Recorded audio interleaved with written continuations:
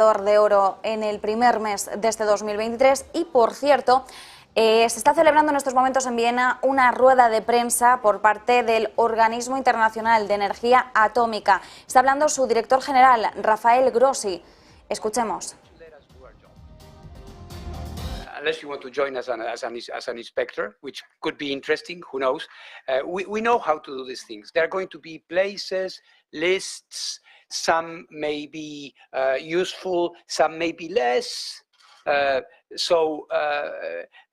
what the agency does is that at certain moments in the process, we come up with evaluations. And as we have done, when we are not getting anything or we are not going anywhere with this process, then we report it, we say it, we complain, if you want. So bear with me a little bit when we say we cannot give you at this stage full lists of dates, places, people. It would be impossible. It has never happened, not only here, but in any other safeguards inquiry of such a sensitive nature. But what you can be sure about is that the agency will be informing regularly, that you will get as much density as it is possible. What I can also say is that I sense that there is an understanding that we need certain concrete answers from them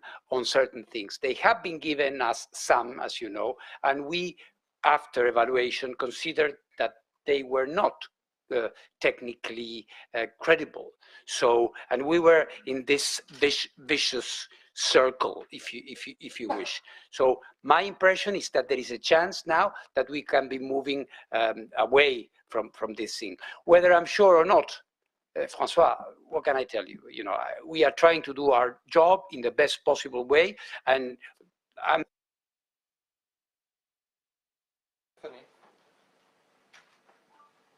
I think if I could just follow up on that, what we're trying to understand is what was different about this visit. We've had frequently the case that just before a board meeting, Yes. You've gone to Teheran. Yes. What is the difference now? Well, I think there are many, yes, Bethany, there are many differences. Como decimos, es una rueda de prensa que está teniendo lugar en Viena, donde Rafael Grossi está, bueno, hablando sobre todo en materia de seguridad nuclear, pero el director general del Organismo Internacional de la Energía Atómica, en el día de hoy, para ponerles un poco de contexto, se ha referido sobre todo al acuerdo alcanzado con Irán durante la visita del fin de semana a Teherán. Afirma que es muy importante para establecer una nueva base necesaria si Irán retoma la aplicación de sus compromisos bajo el acuerdo nuclear de 2015. Las autoridades iraníes y también el organismo internacional anunciaron el sábado, hace apenas 2 días, un acuerdo para aplicar nuevos mecanismos de control para garantizar el carácter civil del programa nuclear iraní y también reactivar mecanismos hasta ahora suspendidos, como por ejemplo el funcionamiento de las cámaras de vigilancia de varias instalaciones nucleares. Grossi afirma que este acuerdo es indispensable para que la agencia cumpla su misión y también ha manifestado que desea continuar con estas discusiones técnicas y también que se apliquen de forma rápida esas garantías dadas por Irán y también de ese acuerdo conjunto. Así que en este contexto nos estamos moviendo cuando escuchamos a Rafael Grossi dirigirse, como decimos, a los medios de comunicación. Vamos a seguir escuchando. Commitments and agreements when it comes to additional verification and monitoring mechanisms, and a technical team of the agency will be traveling very soon to start working on these modalities. So I believe that there is a good opportunity. I cannot guarantee, of course. When people say these were promises. Well, first, it's not promises. We do have certain agreements which are concrete. And at the same time, I need to do my job and never give up and continue and continue. And I may have been as frustrated as many other people, perhaps the most frustrated when there is lack of results could have been me. But we continue, and I think this was a step in the right direction. Let's put it like that. Yes. Hi, DG. Jonathan Tyrone with Bloomberg. Two very brief questions. Israel's prime minister addressed you directly in a statement yesterday. Under what circumstances would it be permissible for Israel or any other country to attack Iranian enrichment facilities? You're asking me? Mm-hmm. Good. Well, yes, I saw that. I would say I would like to precise something. I wouldn't comment, of course, on what the Prime Minister of Israel had to say about me or my statement, but let me precise on the issue. On the issue, I think there is nothing new, really, on what I said. What I said is I reiterated international law. International law from the Geneva Protocols in 1949, and thereafter several resolutions of the General Conference of the IAEA, Board of Governors, have reiterated that attacks on nuclear facilities are illegal, are a violation of the UN Charter, the Statute of the IAEA, etc. So I did not say anything which should be considered as departing from what is in the public domain. So then, yeah, maybe that caught the attention of. That's fine, and I just wanted to follow up on that. So, what are the risks that the IAEA unwittingly helps to advance a military intervention in Iran by not immediately addressing all the potential causes of the episode of 84% particle sample? Mm-hmm. Because speculation was allowed to linger for a couple of weeks now. Yes. Well, maybe, first of all, on the 84%, I think this is a matter that perhaps warrants a separate discussion. But in general terms, I would say this: when people tries to establish links between my reports or what the agency does or does not do and possibilities of military action, I think what is clear is that at every turn, on every opportunity, since I have been in charge of this dossier from my election. Bueno, le han vuelto a preguntar por la cuestión iraní. Bueno, Rafael Grossi, a lo largo de la rueda de prensa, está asegurando que ha habido un entendimiento entre ambas partes, que el acuerdo representa una buena oportunidad, que necesita realizar su trabajo, que va a seguir haciéndolo, que van a seguir hacia esta dirección, que es la que consideran la correcta. Recordemos que en un acuerdo alcanzado entre Irán y el Organismo Internacional de Energía Atómica, del que Rafael Grossi es el director general, pues veíamos como este fin de semana Irán finalmente, después de un acercamiento, después de varias discusiones, permite al organismo más controles sobre su programa nuclear, después de la reunión que mantenía Grossi en Teherán con autoridades del país con el objetivo de relanzar ese diálogo. Bien, un acuerdo que era anunciado a lo largo de este fin de semana para que la colaboración, según decían ambas partes, pues vuelva al camino correcto. Decía Grossi que en pocas palabras esto era como poner un torniquete a la sangría de información que tenían. El acuerdo pues tiene como objetivo atajar algunos temas pendientes, como por ejemplo los restos de uranio enriquecido al 84%, muy por encima de lo esperado, o por ejemplo trazas de uranio artificial en 3 instalaciones que Teherán nunca había declarado como parte de su programa atómico. Así que, como decimos, después del acuerdo alcanzado este fin de semana, está hablando en estos momentos Grossi y está refiriéndose a la labor emprendida por el organismo como la vía correcta para seguir avanzando. Might not necessarily respond to the realities that we are confronted with. So now we are focusing on the problems that we have in front of us, and of course, we do operate against the background of political realities, and we know that this cannot be a process that continues dragging on in this way. So if you ask me, I would like to have it solved by next week, but of course it will take time. As I was saying, responding to previous questions, have 3 different locations with 3 completely different characteristics historically and in terms of what we want to ascertain. So the process is going to be a serious one, a systematic one, and you can have, as well as the international community, my assurance that we want to move promptly with this. Whether it coincides with the calendar of the Board of Governors, I don't know. I hope it will, but perhaps much earlier. We have a question on the back.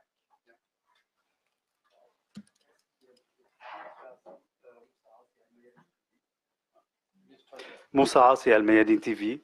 Monsieur Grossi, j'ai 2 petites questions. La première, Ouais. est-ce que, donc après cette visite et le résultat avec lequel vous êtes revenu, est-ce que cela suffirait pour ne pas qu'il y ait une résolution semblable à la résolution qui a été sortie en octobre passé, durant ces prochains jours? Et ma deuxième question en même temps, est-ce que cette visite, toujours avec la possibilité de cet optimisme avec lequel vous êtes revenu, est-ce que ça pourrait ouvrir la porte à une nouvelle round de négociations entre l'Iran et 4+1? Merci. Merci. Pour ce qui concerne des résolutions, ça c'est, comme vous le savez, le domaine des États membres. Donc c'est à eux de juger et de voir si, devant les éléments qui sont là, les rapports que j'ai faits, les résultats de ma mission, la déclaration conjointe, etc., ils veulent réagir ou pas. Ce n'est pas moi qui dira il faut une résolution ou pas. Ça, c'est une spéculation et la question m'est posée et, fréquemment. Mais moi, j'ai toujours la même réponse. Vous dites je suis optimiste. Moi, je dirais je ne suis pas ni optimiste ni pessimiste. Je crois qu'on est dans une voie constructive. Et comme on dit toujours, on a confiance, mais on vérifie tout ici à l'agence. Donc, c'est un peu l'esprit avec lequel je suis revenu de Teheran. Pour ce qui est d'un lien éventuel entre ce qu'on a fait, ce qu'on a obtenu, et la possibilité d'une relance d'un processus négociateur, etc., et encore une fois, je dirais, ce n'est pas moi qui décide de la reprise de ces négociations, mais j'en suis conscient du fait, et la question a été effectivement évoquée lors de mes discussions à Teheran. Je suis conscient du fait qu'avec des bons résultats, dans l'espace de l'agence, il serait beaucoup plus facile d'avancer dans cet autre domaine, en particulier lorsqu'il s'agit d'établir les bases d'information sur les activités auxquelles on avait accès grâce aux moyens des les caméras, etc., qu'on a perdu au mois de juin.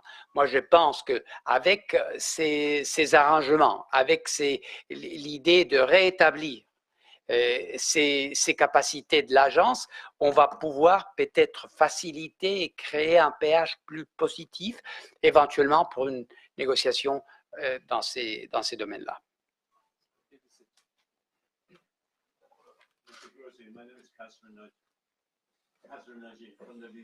Yes.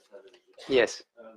Switch this on. I just wondered whether you feel dismayed by what has been said in Iran since the end of your visit. In fact, a few hours after you came to Vienna and you had the press conference at the airport, the Iranian authorities seem to have walked back on some of these promises that they made to you. For example, access to individuals. They say there won't be any access to individuals. In terms of the 3 undeclared places, they are saying that they basically promising that they will cooperate as before, as we've been there before, kind of thing. It's been going on for 4 years, the kind of promises, or the promising that they have, you will have more opportunities for monitoring or verification. Are you dismayed, and if not, are you over optimistic? what you have achieved? Neither nor. I'm not dismayed. I read, I see what is being said, and you know, in this process, if I was to be guided by press comments or press statements, I wouldn't get too far. Yes, yes, these are statements. Yes, yes, I talk to them. I don't talk through the press to them. I hear, I listen. There are contexts, political contexts in which things are being said, but when they tell me that they are not going to be doing something, I will look into it with the seriousness.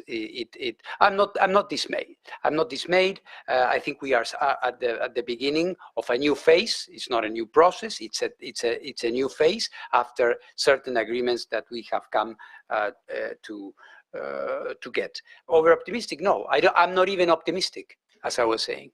I try to be realistic. I know that these things were important. I was trying to obtain these results. So in a certain sense, I'm satisfied that we seem to be moving into more firm ground, and that certain things are going to be done. But of course, we walk with caution and you know, point by point, issue by issue. Albert Otti, DPA, German Press Agency. I have two questions, if I may. Yes, please. One, it's something that François asked, but I'm still not quite sure. Have you agreed with the Iranians that the OIEA will be allowed to access the previously recorded surveillance data and the future surveillance data of these cameras that are supposed to be switched on again? Or is that something that you have still to agree with the Iranians? My first question. And my second question is, if for whatever reason there were another spike of enrichment in Iran at 84 or above, under the new, more frequent inspections in Fordo, how quickly would your inspectors, in how many days would your inspectors find out? Okay. Well, on the first one, I think in my reply to François, I think I addressed that. There are certain things that we need to clarify, because you must remember, maybe this is getting into too much detail, and I don't know if for the general public it is clear, but in the previous Bueno, en pocas palabras, Rafael Grossi, como decimos, está hablando sobre la cuestión iraní, sobre la visita que han tenido lugar este fin de semana, sobre su visita a Teherán, las conversaciones que allí ha tenido con las autoridades iraníes para poder llegar a un acuerdo común en materia de seguridad nuclear. Insiste en que Irán tiene que cumplir sus promesas si se llega a un nuevo acuerdo nuclear. Estas declaraciones se producen, como decimos, después de esas reuniones con funcionarios en Irán durante este fin de semana. Dice que es fundamental que Irán cumpla con los compromisos que hizo ante él a principios, a finales de semana, para poder revivir ese acuerdo nuclear de 2015. Dice que después de haber mantenido reuniones con los altos funcionarios, incluido también el presidente de Irán, Ebrahim Raisi, las reuniones han abordado sobre todo la importancia de tomar medidas para facilitar una mayor cooperación, para acelerar, según corresponda, la resolución de cuestiones de salvaguardas pendientes. Y tanto Irán como el organismo reconocen que estos compromisos positivos podrían allanar el camino para unos acuerdos mucho más amplios.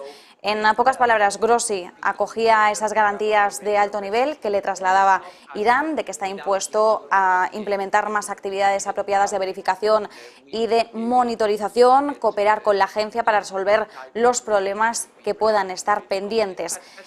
La agencia no había podido realizar actividades de verificación y de monitorización del acuerdo en relación con la producción e inventario en rotores, fuelles, agua pesada, concentrado de mineral de uranio durante 2 años, incluidos también casi 9 meses cuando los equipos de vigilancia y monitoreo, decía Grossi, no estaban instalados, pero después de las conversaciones que ha mantenido con los altos funcionarios en Teherán, pues parece que hay una voluntad de avanzar para que pues, la Agencia Internacional de Energía Atómica, el organismo, pueda proceder con muchas más medidas de vigilancia, de verificación, que son indispensables para cumplir con ese objetivo, como decimos, de seguridad nuclear. Seguimos escuchando.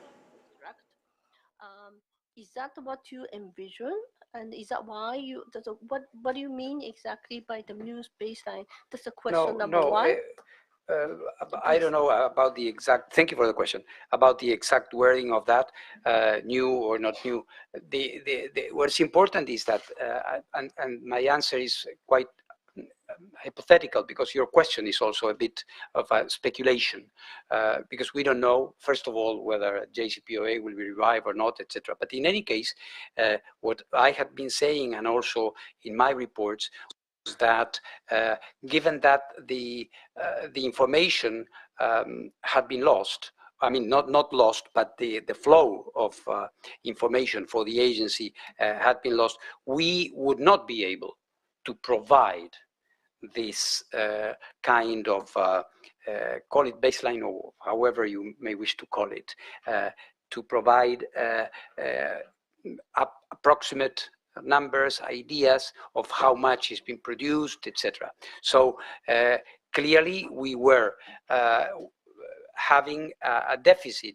I referred to applying a tourniquet on the bleeding, because things were happening constantly without us being able to get any information. So now this will hopefully stop. It will be a very, I would say, painstaking work, because my inspectors will have not only to interpret, to read all this mass of information, but there will be some gaps, actual gaps, because what was not recorded or taped, we cannot reenact. All right. So there will be a need for us to sit down with our Iranian counterparts, look into records, agree on certain specific measures in order to try to reconstruct the jigsaw puzzle. This is what I was meaning. Sorry, the second question. The second question was that, I mean, for us, the near weapon degree particle is really a huge deal, and we're still a little bit not clear of how and why it happened, or actually, well, Iranians are saying that this was a mistake, and is IAEA taking that as their word as it is, or would you be probing a little bit more on that? And also, like, if a facility, even by accident, is capable of having a peak of such a high level, shouldn't Fordo or any facilities in Iran with 60% or more be monitored like Rokasho, which means on-site inspection, real-time flow measurement? Well, thank you very much. So many issues in your question, but I try to simplify. First of all, yes, we continue to look into this. My report says that, and of course, until if it's made public, you may see it, but if not, what I can tell you is that we continue discussing with our Iranian counterparts, because it is true that certain oscillations are possible in this type of cascades. So you may have readings higher than the expected levels from the operator, but the inspectors are able by looking at the information and at the way the flows and the way in which the cascade is operated, they would be able to determine whether this is a one-shot or a one-time occurrence, or whether there was a more dedicated activity there. So we agreed that we will continuing the discussion. And regarding the second part of your question, which is even more complex, you cannot compare too much Rocascio, what is in terms of volumes, technical characteristics, and photo. But in any case, I can tell you that, as we were discussing just now, with the frequency of inspection, which is going to be very, very intense, I think we will have a very good coverage of the functioning of these cascades. Hello, DJ Grossi. This is Ahmad Samadi from Iran International TV. Hello.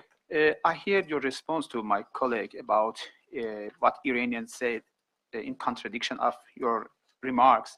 But I want to know about this point of your remarks about the access to persons, materials, and also facilities. Iranian side told there was no discussion about access, the persons, and there was no text about it. Mr. Kamalvandi told also Iran would definitely reject such requests if they were made by IAEA. I want to know what is your precise response to this point. Well, again, I would not comment or enter into a polemic with the deputy director of the AOI. He said that to the press. We are discussing all these things with Iran.